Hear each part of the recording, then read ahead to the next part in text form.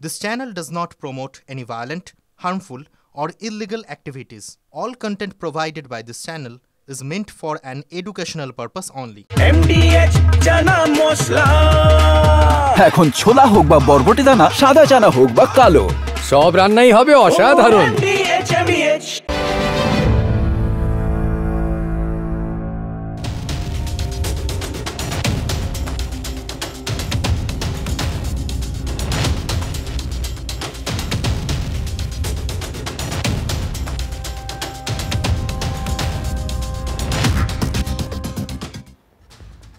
শুরুতেই আপনাদের বললাম আজ ২৬ শব্দটা বারবার নানাভাবে ঘুরে ফিরে আসবে, ঠোঁটকাটা সেই বিষয়টা তুলবে। তার কারণ ২৬ মানে যেরকম ২৬-এর নির্বাচন দোরগোড়ায় করা নাড়ছে, সেরকম ২৬,০০০-এর চাকরি চলে যাওয়া।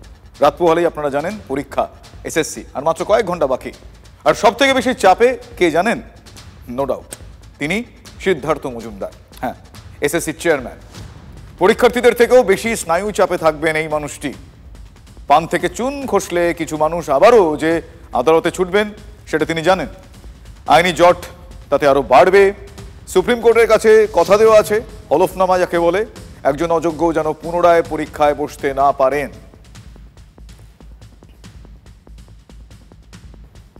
তার মধ্যে শুভেন্দুবাবু, মানে আমাদের বিরোধী দলনেতা শুভেন্দু অধিকারী মশাই নির্ঘাত ওনার হার্টবিট আরো বাড়িয়ে দিয়েছেন। একটার পর একটা অভিযোগ তিনি করেছেন, আর চরচর করে ওনার হার্টবিট বেড়ে গিয়েছে। পরীক্ষা শুরুর কয়েক ঘন্টা আগে শুভেন্দু অধিকারী কি দাবি করলেন? তিনি দাবি করেছেন, স্পেসিফিক সংখ্যা দিয়ে দাবি করেছেন। তিনি বলেছেন যে 158 জন দাগি নাকি পরীক্ষায় বসতে চলেছেন। শুনুন। এই এসএসসি হচ্ছে চিটিংবাজ, ফেরেববাজ 420। মোট শিক্ষক শিক্ষিকা টেন্টেড ছিল 1958 জন। 1806 জনকে টেন্টেড ডিক্লেয়ার করেছে। 158 জন টেন্টেড ইনক্লুডিং মুখ্যমন্ত্রীর ভাইজোকে পরীক্ষায় বসাচ্ছে। এই পরীক্ষা অবৈধ পরীক্ষা, এই পরীক্ষা বাতিল হবে।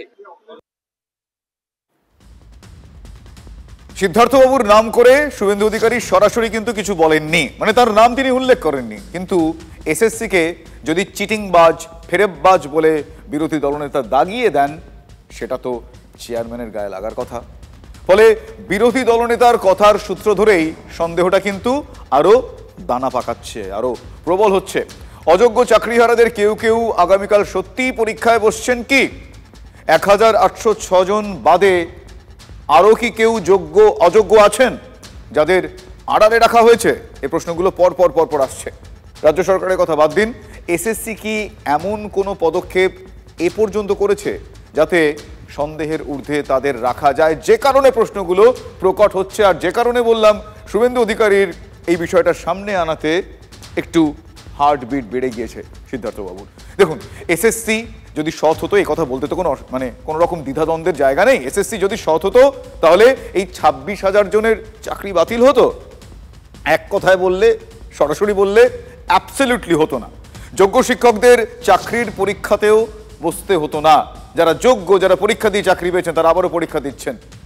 এটা আর নতুন করে বলার অপেক্ষা রাখে না। মানে খুব বিরক্তির সঙ্গেই সুপ্রিম কোর্টও এই প্রশ্নটা করেছে। কি সেই প্রশ্ন? আপনারা কি দাগিদের ব্লু আইড মনে করেন, নয়নের মণি ভাবেন? কেন বারবার দাগিদের পাশে দাঁড়ানোর চেষ্টা করছেন? রাজ্য বা কমিশন, তাদের কারোর কাছে সুপ্রিম কোর্টের এ গুরুতর প্রশ্নের কোনো জবাব ছিল? যেখানে সরকারের মাথা দাগিদের বিকল্প চাকরির কথা ভাবছেন, বেচারা বলছেন, সেখানে কমিশন কি করবে? বোবা হয়ে থাকা ছাড়া তাদের আর কোনো গত্যন্তর ছিল না। কিন্তু ঠোঁট কাটা চুপ থাকবে না। প্রশ্ন আমরা তুলবই। নতুন নিয়োগ পরীক্ষাতে দাগির দাগ লাগবে না তো? আবারও বলছে প্রশ্ন, নতুন নিয়োগের এই পরীক্ষাতে দাগির দাগ লাগবে না তো? সপাট এই প্রশ্নটা আমরা স্কুল সার্ভিস কমিশনের চেয়ারম্যানের কাছে করেছিলাম। শুনুন সেই সময়টার কিছু রিঅ্যাকশনস।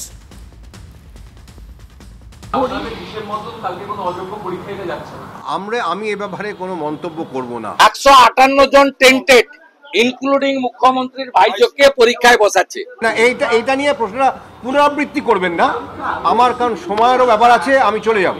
এই পরীক্ষা অবৈধ পরীক্ষা, এই পরীক্ষা বাতিল হবে। না, ওইটা নিয়ে না আজকে আলোচনাও করব না, প্রশ্ন করবেন না দয়া। সুপ্রিম কোর্টের অবজারভেশন আমি পড়েছি, আমি সবই পড়েছি। এটা নিয়ে আমি কোনো আজকে আলোচনা বা প্রশ্নের উত্তর দেব না, এটা আমি স্পষ্টভাবে জানিয়ে দিলাম প্রথমেই। একই প্রশ্ন পুনরাবৃত্তি করে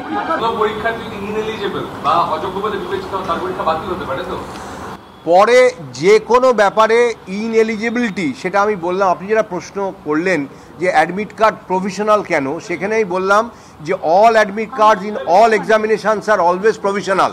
তাই অপরাধের জন্য একজন মানুষকে জেল খাটাবেন বা ফাঁসিও দেবেন, দুটোই কি হতে পারে? এসএসসি চেয়ারম্যান তিনি আশ্বস্ত করেছেন পরেও যদি কেউ অযোগ্য চিহ্নিত হন তার পরীক্ষা কমিশন বাতিল করবে, মানে অযোগ্যদের ছাড় নয়। এবার কয়েকটা কথা বলি, এর পরেও যদি কেউ কোনো মহল অযোগ্য খুঁজে বের করে সোজা সুপ্রিম দরবারে দাঁড়ায় বা শুভেন্দুর দাবি যদি ঠিক হয়, তাহলে আদালত কি কমিশনকে মিষ্টিমুখ করাবে? ফলে এসএসসির চেয়ারম্যান হিসেবে সিদ্ধার্থবাবুর চাপটা কোথায় সেটা বুঝতেই পারছেন। আসলে রাজনীতির এই যে চাপানোতর না, এটা দেখে পরীক্ষার্থীদের মানসিক অবস্থাটা কি হচ্ছে, কি হতে পারে ভাবতে পারছেন একবার? আবারও সবকিছু ঘেটে ঘন্ট হয়ে যেতে পারে। হ্যাঁ, পরিস্থিতি তো তাই। এই তু মায় চলছে, ঝগড়াঝাটি চলছে, এ বলছে ওকে, ও কাদা ছুটছে, ওদিকে কাদা ছুটছে।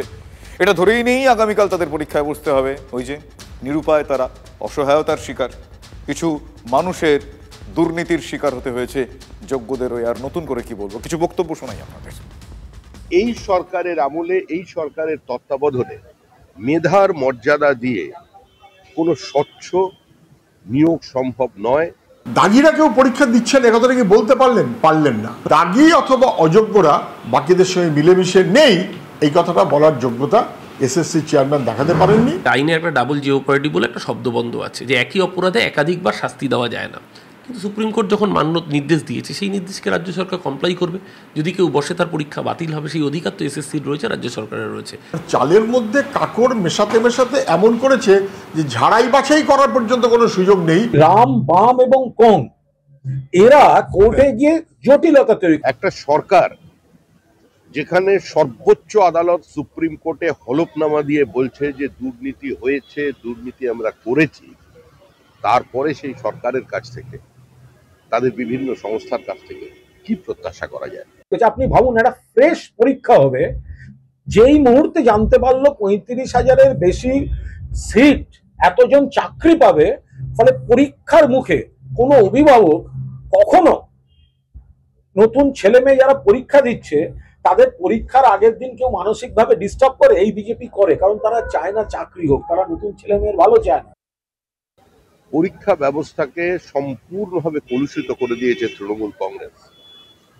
এটা অন্তত স্বচ্ছতার সঙ্গে হোক। আর কতবার এই লেখাপড়া জানা যুবক ছেলে মেয়েদের সঙ্গে প্রতারণা করবে সরকার এবং এসএসসি?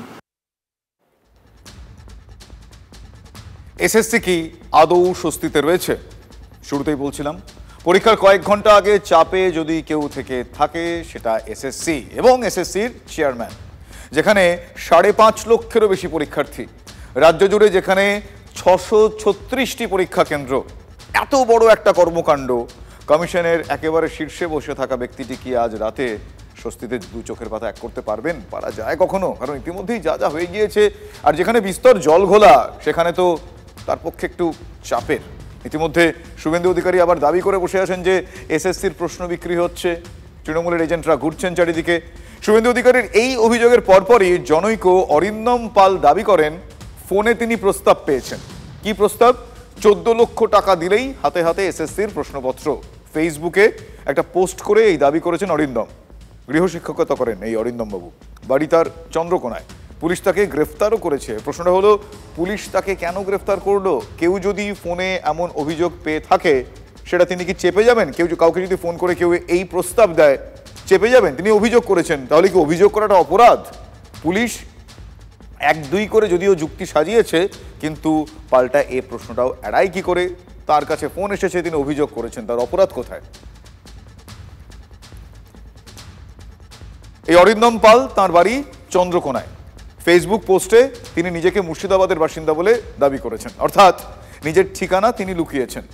আর 2 নম্বর যুক্তি যেটা এক্ষেত্রে খাড়া করা হচ্ছে, তা হচ্ছে ভুয়ো পোস্ট করে সোশ্যাল সাইটে বিভ্রান্তি ছড়িয়েছেন। 3 নম্বর বিষয় এখানে যেটা আসছে, সেটা হচ্ছে এই ধৃত অরিন্দম বিশেষ একটি রাজনৈতিক দলের সঙ্গে যুক্ত।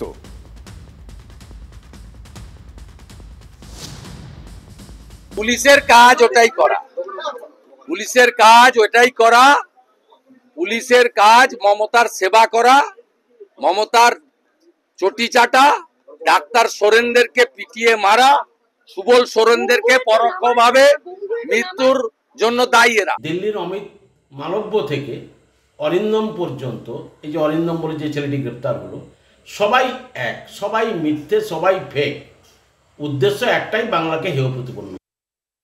না, আমাদের বিজেপি কর্মী এই ধরনের কাজ করবে আমরা বিশ্বাস করিনি, আর ও আমাদের বিজেপির সঙ্গে ওর সঙ্গে কিছু সম্পর্ক নেই। আমরা খোঁজ নিয়েছি এবং আমার ওখানে লোকাল নেতৃত্ব যারা আছে তাদের কাছেও বিষয়টি খোঁজ নিয়ে দেখেছি যে ও আমাদের বিজেপির কেউ নেই। দেখুন, চন্দ্রকোনার এই অরিন্দম পাল উদ্দেশ্য প্রণোদিতভাবে ওই পোস্ট করেছেন কিনা সেটা দেখার জন্য নির্দিষ্ট আদালত রয়েছে, অ্যাবসলিউটলি রয়েছে। কিন্তু শুভেন্দু অধিকারী একটা বিষয়ে অনড়, টাকা দিলেই প্রশ্নপত্র পাওয়া যাচ্ছে, আর এই দাবি ঘিরে কিন্তু রাজনীতির চাপানুতর তুঙ্গে উঠেছে। আমি তো আগেই বলেছি, এবারে ও এমার টেম্পার হবে না, প্রশ্ন বিক্রি হবে, এবং প্রশ্ন বিক্রি দেদারে চলছে। স্কুলগুলোতে প্রধান শিক্ষকদের একাংশ এবং তৃণমূলের নেতারা বলছেন যে খাতা খুলে দেখবে, পার পরীক্ষার্থী 50,000 টাকা করে দিতে হবে সেন্টারে। এটা তো একটা ব্যবস্থা, যে ব্যবস্থাটা পোরাস, সম্পূর্ণ দুর্নীতিতে মোড়া। সেখানে একজনকে যাকে গ্রেপ্তার করছে সে তো বাইরের লোক, সে তো কোনো সরকারি ব্যক্তি নয়। তৃণমূল কংগ্রেস তো দোকান খুলে রেখেছে, দোকান খুললে পরে সেই দোকান তো চট করে বন্ধ করে দেওয়া যায় না, দোকান চলছে। মেদিনীপুরের বাসিন্দা মিথ্যা তথ্য দিয়ে ফেসবুকে পোস্ট করে মানুষকে এবং পরীক্ষার্থীদের বিভ্রান্ত করে গোটা পরীক্ষা পদ্ধতিটাকে যারা বানচাল করতে চেয়েছে, এবং শুভেন্দু অনুগামী বৃহত্তর ষড়যন্ত্রে লিপ্ত থাকার অভিযোগে, যেহেতু আদালতের রক্ষা কবচ আছে তাই ও পালিয়ে বেড়াচ্ছে, বেঁচে বেড়াচ্ছে, বৃহত্তর ষড়যন্ত্রে লিপ্ত থাকার অভিযোগ এবং রাষ্ট্রবিরোধী ষড়যন্ত্রে লিপ্ত থাকার অভিযোগে অবিলম্বে শুভেন্দুকে গ্রেপ্তার করার নির্দেশ দেওয়া উচিত। আপনি আমি যা জানি তার চাইতে অনেক ভালো বলতে পারবেন শুভেন্দু অধিকারীরা, কারণ গতবার যখন এই চাকরির দুর্নীতি হয় তখন শুভেন্দু অধিকারী মমতা ব্যানার্জির ডান হাত হিসেবে তৃণমূলের নেতা ছিলেন।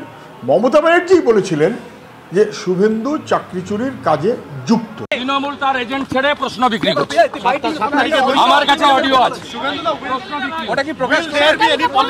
প্রশ্ন বিক্রি হচ্ছে, তৃণমূল প্রশ্ন বিক্রি করছে, ভাইপো টাকা তুলছে। চাকরি চুরিতে হাত পাকানো শুভেন্দু এসএসসি কিভাবে দুর্নীতি করছে আমার আপনার চেয়ে ভালো বলতে পারবে। বোঝাই যাচ্ছে যে স্কুল সার্ভিস কমিশন কেন পশ্চিমবঙ্গে সরকারের দ্বারা বা সরকার পোষিত কোনো সংস্থার দ্বারা এ রাজ্যে হওয়া কোনো পরীক্ষারই কোনো বিশ্বাসযোগ্যতা নেই। দুর্নীতিটা সরকারের, দুর্নীতিটা তৃণমূলের, দুর্নীতিটা প্রাতিষ্ঠানিক। কেন বিভ্রান্তি তৈরি করছেন? এতগুলো ছেলে মেয়ে চাকরি পাবে, একটা পরীক্ষা আসছে, পরীক্ষাগুলোকে তো বাদ রাখুন এই রাজনীতির থেকে। কেন্দ্রীয় সরকারের যে পরীক্ষাগুলো হয়েছে সেগুলোর অনিয়ম জানেন কি ভয়ঙ্কর সব অনিয়মগুলোর অভিযোগ উঠেছে। দেখুন, শুভেন্দু অধিকারী প্রশ্ন ফাঁসের এই যে দাবি, সেটা গতকালই কিন্তু এসএসসি উড়িয়ে দেয়। কমিশনের চেয়ারম্যান আজ জানিয়েছেন যে প্রশ্ন ফাঁস রুখতে প্রতিটি পরীক্ষা কেন্দ্রে বাধ্যতামূলকভাবে ক্লোজ সার্কিট ক্যামেরা বসানো হচ্ছে, থাকছেই, মানে বাধ্যতামূলক, মাস্ট।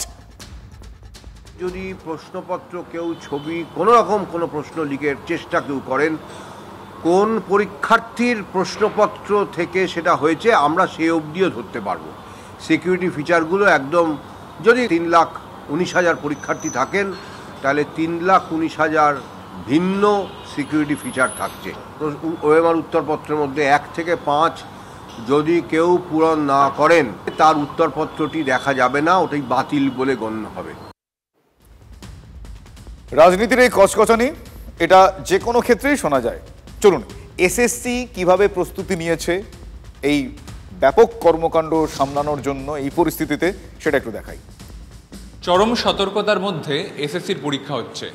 7 তারিখ আগামীকাল এসএসসির পরীক্ষা। তার আগে আমরা রয়েছি যাদবপুর বিদ্যাপীঠে, যেখানে কিন্তু পরীক্ষার্থীরা এসে যেখানে পরীক্ষা দেবেন সেই যে তাদের রোল নাম্বার, সেটা কিন্তু নির্দিষ্ট বেঞ্চে বসানোর কাজ চলছে এবং আমরা দেখতে পাচ্ছি যে সেই কাজ এখন হচ্ছে, যেখানে কোন পরীক্ষার্থী কোথায় বসবেন তা চিহ্নিত করে দিচ্ছেন দিদিমণিরা। তার সঙ্গে সঙ্গে এখানেও রয়েছেন বিদ্যালয়ের যিনি ইনচার্জ, ভেন্যু ইনচার্জ, সেই প্রধান শিক্ষকও তিনি এখানে রয়েছেন এবং তার তদারকিতেই সব কাজ হচ্ছে।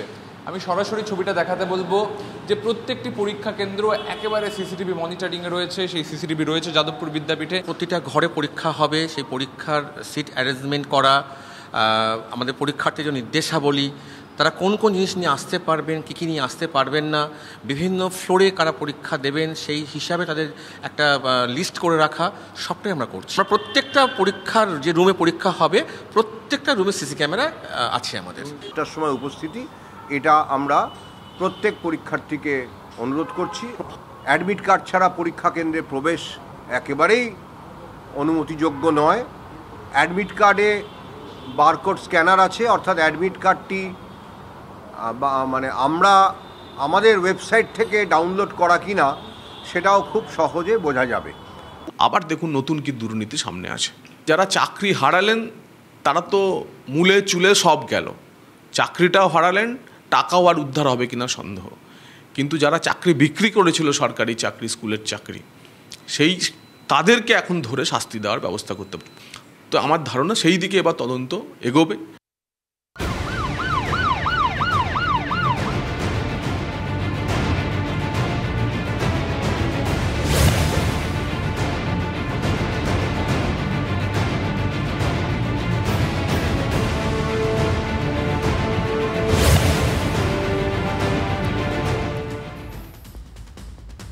এবার আসে আরো একটা গুরুত্বপূর্ণ প্রশ্নে। রাজ্যের কারামন্ত্রী তিনি নিজেই কি এবার কারাগারে ঢুকবেন? পার্থ চট্টোপাধ্যায়, জ্যোতিপ্রিয় মল্লিকের পর এবার চন্দ্রনাথ সিনহা কি? প্রাথমিক নিয়োগ দুর্নীতি মামলায় আজ ইডির বিশেষ কোর্টে শেষমেশ আত্মসমর্পণ করতে হলো রাজ্যের কারামন্ত্রীকে। আদালতের কড়া নির্দেশ ছিল 10,000 টাকার বন্ডে আজ জামিনও পেয়েছেন চন্দ্রনাথ। কিন্তু কতদিন ইডির ধরা ছোঁয়ার বাইরে থাকবেন তিনি? 16 সেপ্টেম্বর এই মামলার পরবর্তী শুনানি রয়েছে। মন্ত্রীমশাই পারবেন ইডির জাল কেটে বেরিয়ে আসতে? এ প্রশ্ন উঠল।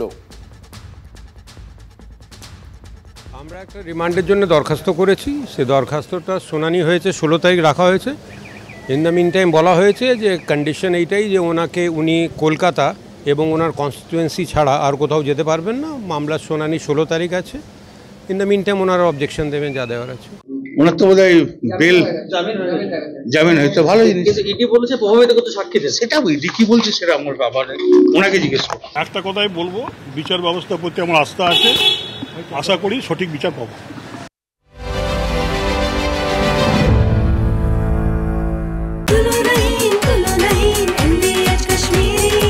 আরে কম দে কিন্তু খাঁটি দে। MDH কাশ্মীরি লাল লঙ্কার গুঁড়ো।